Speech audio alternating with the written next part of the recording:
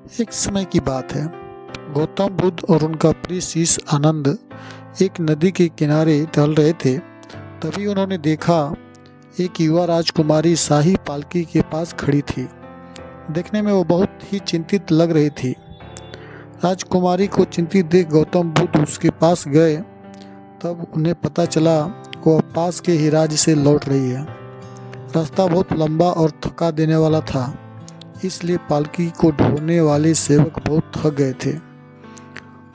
वाहिद ज़्यादा थकान होने के कारण राजकुमारी को आगे ले जाना उनके बस से बाहर हो रहा था। लेकिन राजकुमारी को किसी खास अवसर के लिए महल जल्दी पहुंचना था, इसलिए राजकुमारी चिंतित थी। बुद्ध ने फैसला किया वो राजकुमारी को मदद का प्रस्ताव देंगे। इस प्रस्ताव से राजकुमारी की परेशानी थोड़ी कम हुई। बुद्ध ने राजकुमारी को पालकी में बैठाया और अपने शिष्य आनंद के साथ पालकी को काफी दूर तक ले गए। बुद्ध की इस उदारता से सेवकों को भी खुद को तरोताजा करने का मौका मिला। जब सेवकों की थकान दूर हो गई, तब उन्होंने गौतम बुद्ध से राजकुमारी को महल पहुंचाने का भार अपने कंधों पर ले लिया।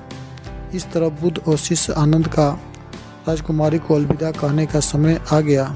दोनों ने बड़े आदर के साथ राजकुमारी को प्रणाम कहा और अपने रास्ते चल पड़े।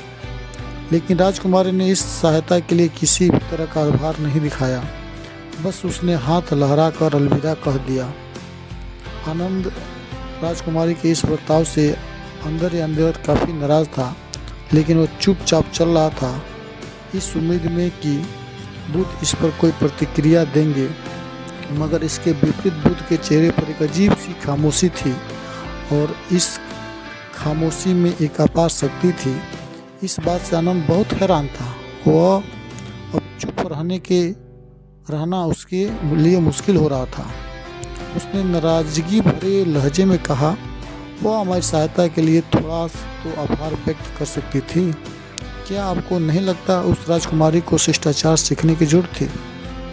बुद्ध धीरे से मुस्कुराकर बोले, प्रिय आनंद, किसी चीज़ से बहुत ज़्यादा उम्मीद लगा लेना हमारी निराशा का कारण बन जाता है। किसी से उम्मीद लगा लेना ही हमारे दुख का कारण बन जाता है। क्योंकि जब हम किसी से उम्मीद लगाते हैं और वह उम्मीद पूरी नहीं होती, तो हमें पीड़ा होती है, हमारे मन में निराशा का भाव उत्पन्न होता है।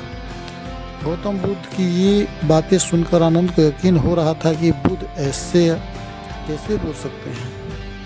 उसने कहा, हम उस राजकुमारी का भार अपने कंधों पर उठाकर इतनी दूर ले गए, कम से कम वह मुस्कुराकर अलविदा तो कह सकती थी। क्या एक मुस्कान भी उसके लिए बहुत कीमती थी? क्या हमारे द्वारा की गई उस सहायता के बदले वह मुस्कुरा भी नहीं सकती थी? हे बुद्ध, मुझे सच में बहुत गुस्सा आ रहा है। आखिरकार हम उसे ढोकर इतने दूर तक ले गए थे। बुद्ध ने जवाब दिया, मेरे प्रिय आनंद, मैं उस पालकी को घंटों पहले नीचे रख चुका हूँ, लेकिन तुमने अभी भी उस बोझ को क्यों उठा रखा है? बुद्ध कहते हैं, सकारात्मक लोगों को भी नकारात्मक विचार आते हैं, बस वो खुद को उन विचारों के नियंत्रण में नहीं आने देते।